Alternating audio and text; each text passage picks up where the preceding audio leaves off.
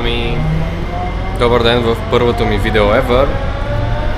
Намирам се в летището, ще да кажа, в метрото, както може да видите.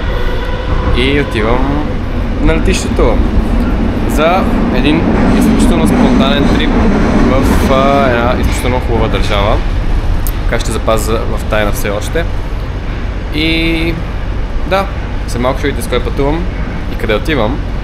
Но по-важното е, че шансът съм забравил нещо е доста висок, преди факта, че в последния момент започнах да си оправям багажа и бях на работа освен това тази сутрин. Но ако съм забравил, било какво било да се вика. Яд ме, че изпускам концерта на Криско, който ще бъде този уикенд в София, но този трип мисля, ще бъде достатъчно добър заместител. И така.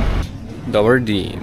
Намираме се на летище София. SOF. А чува ли се? Дописва се? Колегата, ето представям моята travel партньор. Ето го е срам. Това е моят приятел колегата. Той няма име, но се казва колегата. Той става анонимен. Той ще бъде constant on this channel. Приятели. Което ще се види веднъж в едно видео. Колегата, какво мисли за пътуването? Камерата е неприятна, иначе е добра. Ами, имена пред самолета. Влизаме и започваме трипа точно сега.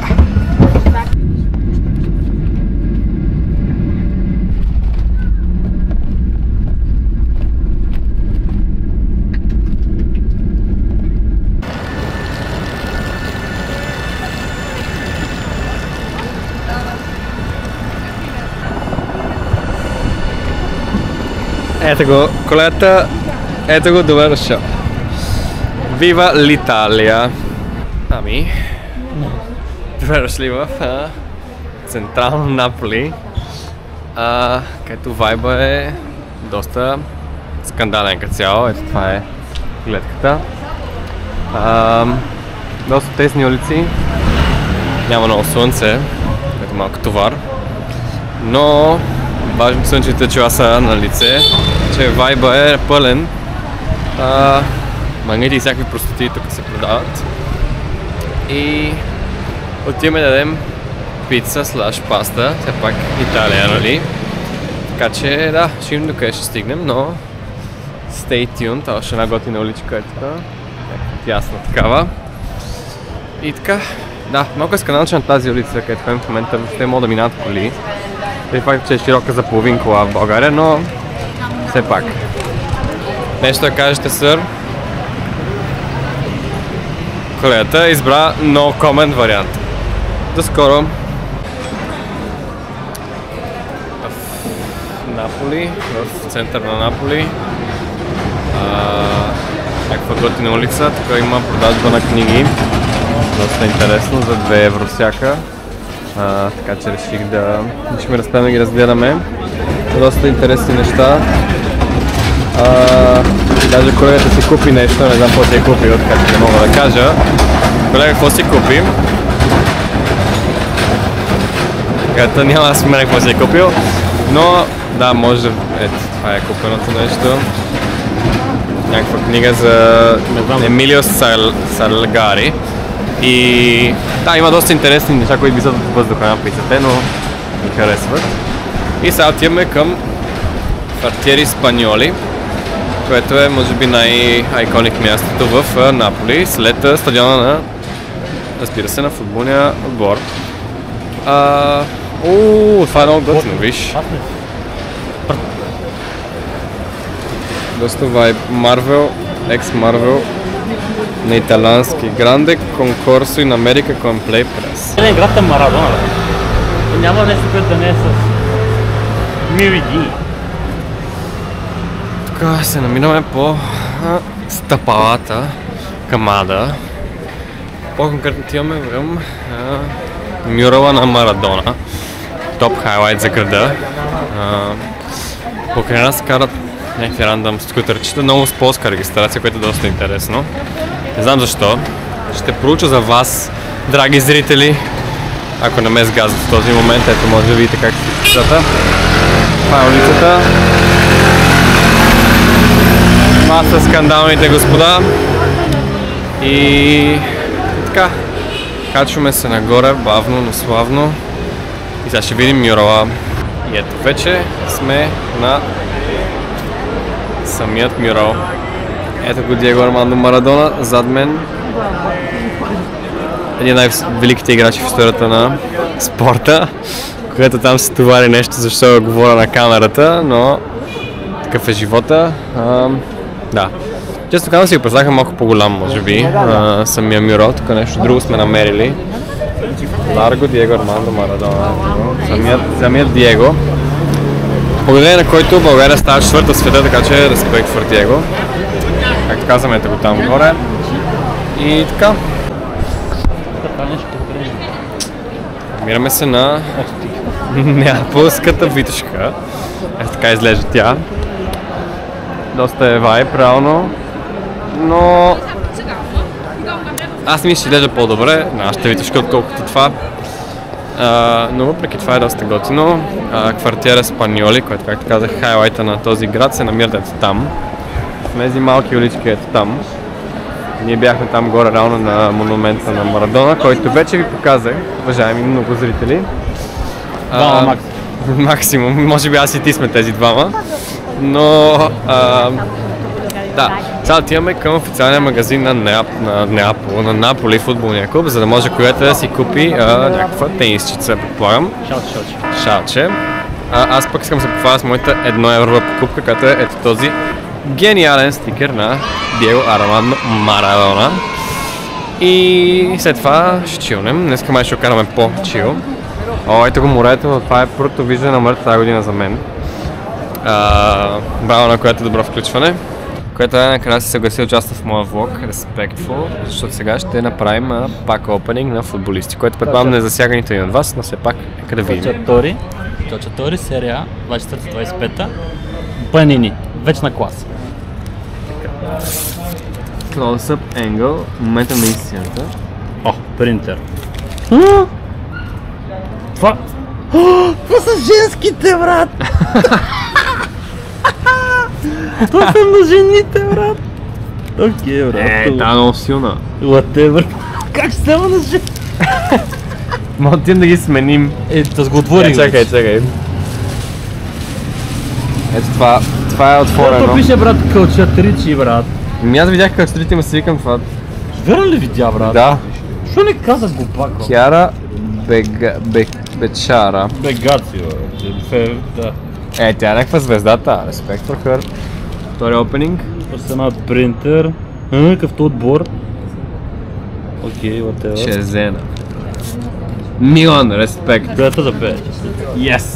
Тук се забих с Сузане Баки. Бади кринджа, брат. Ами, след този гениален опенинг. Болестта, брат. Защо? И след като видяхме този магазин, който е буквално 2 квадратни метра, това е по-малко от хола ми.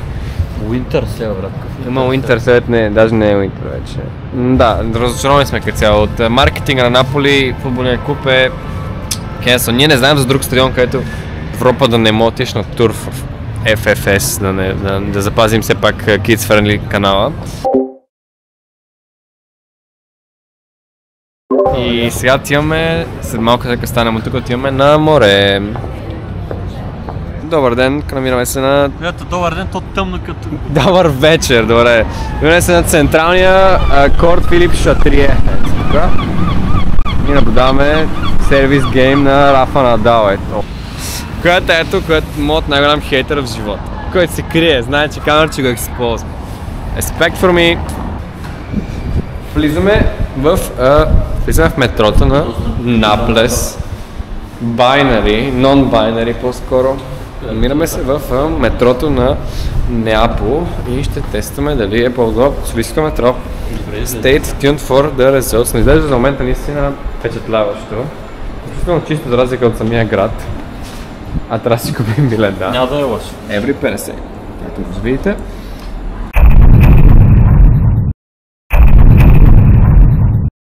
Добър ден! Намираме се в един от хайлайтите на Италия. Така нареченият Помпей. Влизаме в Помпей. Това е входа там. Слязохме на влакче, исках да снимам и там, обаче беше мега шумно. Направо получих тинитус, както се казва. Тук е доста стабилен наклона, by the way. И така, сега отиваме да разгледаме как е избухнал вулкана. Само heads up за хората, които гледат, че ако сте под 25, сега ви е момента да ходите, защото до 25, изключващо 25, билетът за вход е 2 евро. След това е 21. Скандално. Не ме виждате, тук малко е тъмно, но да.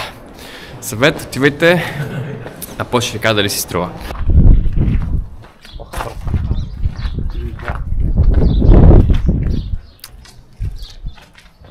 Доста готино. Ето това е Помпей. Така лайв видео. И най-важното, най-хубавия номер къща. И то се намира 28. Се намира точно срещу, дали се види там, но там е номер 12. 28, 12. Като мен. Перфектно. В този момент бих казал, че Помпей е добро място. Но, както казах, по-скоро за 2 евро, отколкото за 21, така че действайте докато можете. Младостта си отива бързо, приятели. Editing done here. Използвам този момент да се включа с изключително важната информация, която е: който обича банани, нека да остави бананово емоджи в коментарите. Продължайте да гледате и да следите и ви очакват много интересни влогове, ще разберете защо по-късно. И сега ще предрека бъдещето и ще ви кажа, че след около 5-10 секунди някак си миналия Дани ще ви маха. Ами това е.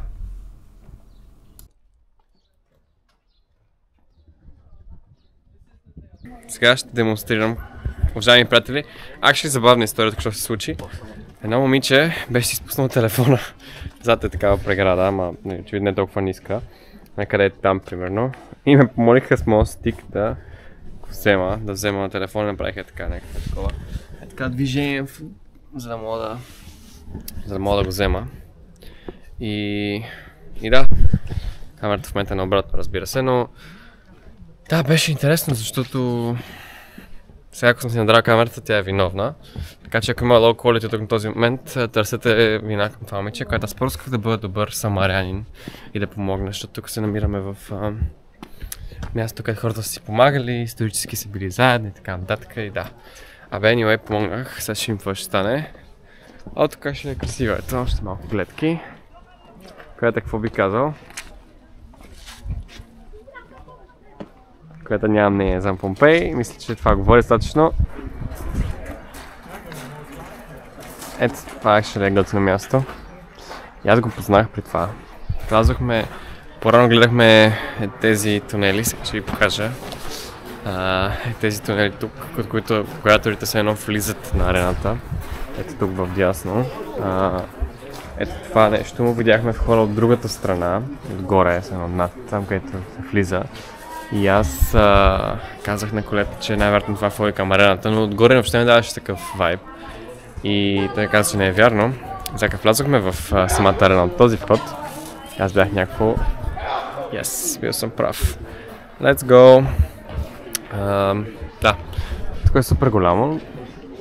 Реално е доста впечатляващо. Чух от един британец, че е било екскавейтнато, на български казано намерено, I guess. Полагам. 1764 или нещо такова. Така че да, доста впечатляващо. И да, колегата е там горе, мога да го видите. Го е там. Нещо си чилва. Не ми обръща внимание много. Не знам. И да. Готино е в Помпей. Мисля, че е интересно да се види. И града наистина е бил доста добре устроен. Не знам как да го кажа, тук ще си поседна малко. Аз ще представя докато гледате така. Сам там всичките туристи. Да, доста е било голямо. Това ми прави впечатление определено. Не е било Имало е доста хора. Сега исках да питам Сири колко са били точно. Тя не ми отговори, разбира се. Така че може би допълня по-късно, ако ви е интересно, но да, има много голямо селище, има си собствени бани, очевидно арена, много къщи, да ги наречем, или жилища, по-скоро е правилната дума. нещо се случва, някакъв арт перформанс, може би, не знам. Или тестват просто ехото. Да, отзад се виждат различни планини. И всъщност това е където ще ходим после, не на тази планина, но ще видите на коя. И така. Положението за момента, отново колета там е горе, може да го видите. И скоро ще ви разкажа повече. Реално се обърках. Аминто място, къде бяхме, се оказа, че не е амфитеатъра, а бил някакъв театър просто. Театър Колоник беше, колега. Не помня. Нещо такова, но това съм вече в истински амфитеатър, или там по-скоро Колизеум. И това нещо е огромно. Огромно просто. В смисъл, това легит може да се види къде са се били хората и как е било пълно. Освен това, точно зад тази стена е палата на императора, който може да гледа директно за властите.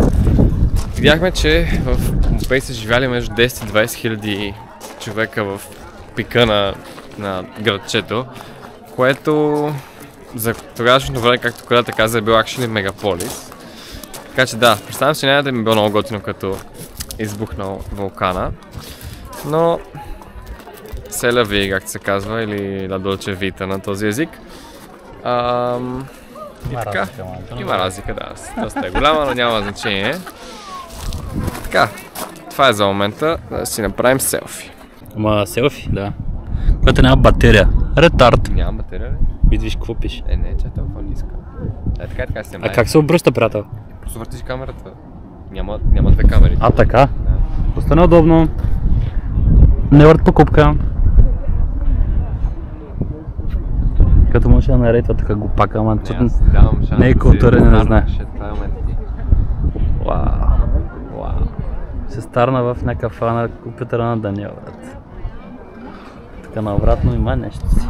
Как се кажеш, тази вила, някаква вила? Русиче. Тук малко стабилна картина да видите, приятели. Ето е мене, близко. Това там е планина. И дискусия за вас. Фенове в коментарите. Това там, това, планина ли е? Или е хълм? Ето, което може да изкажем мнение. Хълм, съгласен е. А пък зад нас, ето някъде там. Зад мен има къща в момента, някъде и там е следващата ни дестинация. Като отиваме след малко на нея. Хората хапват, наистина, ние сме доста гладни. О, вау! Доста хубава храна тук. Да. Ами, това е Помпей, горе. Която преди малко снима без да наредне, но все пак. Което последни думи? Да ме сниме, моля, благодаря. Което ще бъде actually the character of this channel, respect for us. Много сме още в Помпей. Искам да покажа просто собственика на Помпей. Това е най-готината котка, която ever съм виждал. Уникална. Уникална. Това е най-хубавото нещо, което съм виждал някога в центъра на Помпей. Може да видите. Котка се просто и чилва, най-силната котка ever. Добър ден! Която има лайв вю на мене. Аз виждам себе си. Седнахме да ядем в Неапол, върнахме се от Помпей, не успели в нашата днешна мисия, но реално се получи по-добре, защото днес ще правим други готини неща, ще видите по-късно. Но да, седнахме да бядваме, тук аз имам едно ризото, доста приятно, което е някаква пица. И да, утре ще имаме доста добър и доста пълна програма, защото утре ще имаме колата под наем. И така, което какво би казал за Помпей, крайна оценка. Мога да кажеш, без се виждаш добре. Не. Окей. Аз бих казал, както ви казах в началото, че ако плащате 2 евро, си струва 1000%. Ако плащате 20 евро, трябва да се подготвите с информация преди това, според мен си струва. И цял ден. Бих казал, че Помпей му трябва цял ден за пропър виждане. И така. Днес ще разходим в Неапол малко повече, времето е доста приятно. И не знам какво друго мога да кажа, освен Ариведерчи.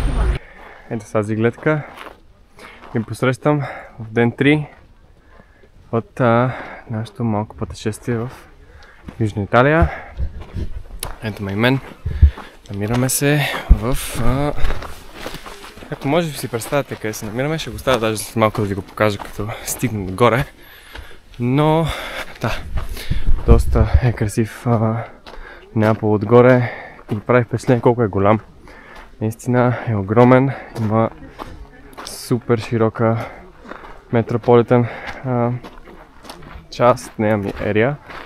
И да, разгледахме вчера Неапол вечерта, не снимах, но все пак не казвам какво сме правили.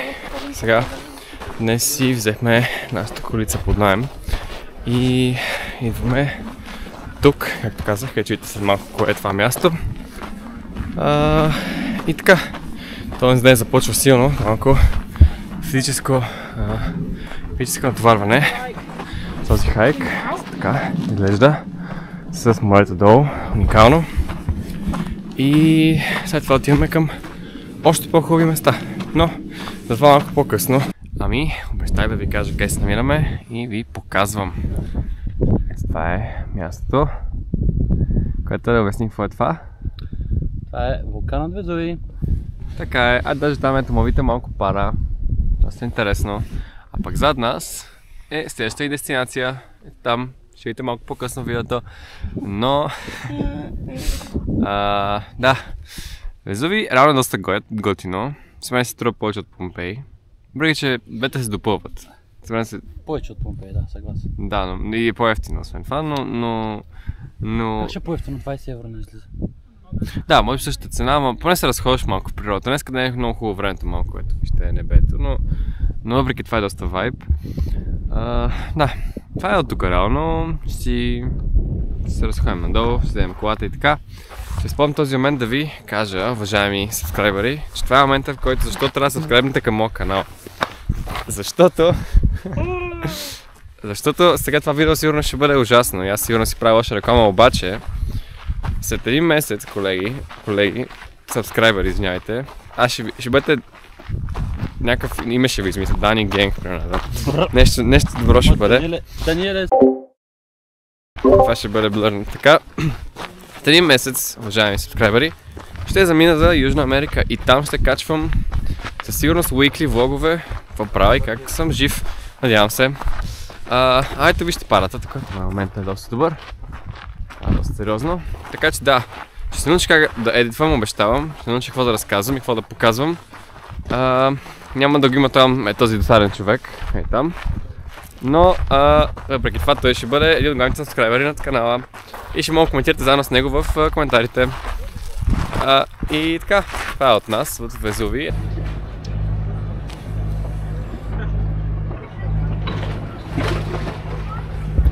Намираме се в Амалфи, едно от най-красивите места в Южна Италия.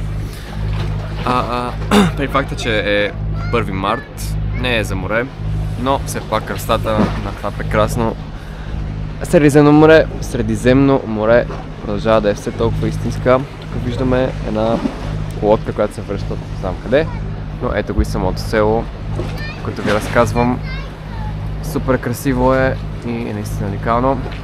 Хапнахме с колегата и доста приятни местни храни, защото решихме, че не може да ядем само тесто, вече трети ден. Все пак сме в Италия, но все пак, за разнообразие. Вечерта пак ще ядем паста и пица, don't worry. Да, много е красиво. Не мога да си представя колко е пълно тук през лятото, въпреки че е супер красиво, наистина. Ще преместя тук. В момента съм, както може да видите, всъщност, само да кажа, точно на морето. Долу, както може да видите, е самото море. Но преди факта колко е пълно дори сега, не мога да си представя колко е пълно през лятото. Според мен не е много приятно, може би, защото да, дори не мога да си представя къде може да се ходи на море, но въпреки това тези вълни между са от тази лодка, която току-що мина. Но да, поне е спокойно. Днеска е малко сиво небето, което не го прави много приятно. Видяхме се, има слънце поне. Но да, сега ще направя за вас скокът обратно към сушата, ето този. И така, Наистина много красиво в Амалфи, но ми е интересно какво е лятото. И да, намираме се в момента на края на Кея. Колегата нещо фотографира, може да забележите. И нещо друго да кажете, сър? Тук на този красив фон, как си роудтрипваме, просто реших да кажа, че който сабскрайбне ще получи пакет чипс. Нека само да ми напише към кой адрес в Узбекистан да бъде изпратен. Важи само за жители на Узбекистан.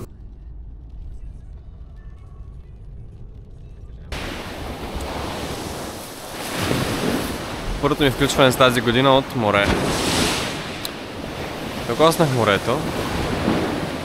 Това е първото, тази година се очертава да има много, както ви казах, ще развете повече скоро, но Позитано сме едно от най-красивите места, които аз лично съм виждал. Жалко, че е малко тъмно и предполагам не се вижда толкова добре, но наистина това място е уникално. Супер красиво и... Ето го морето. Представям си, че тук през лятото е супер пълно. Да се представям и колко е готино. Освен това, наистина гърчето е мега готино и бих радвал да се върна някакво през лятото. Ами това е към този момент. До скоро и довиждане.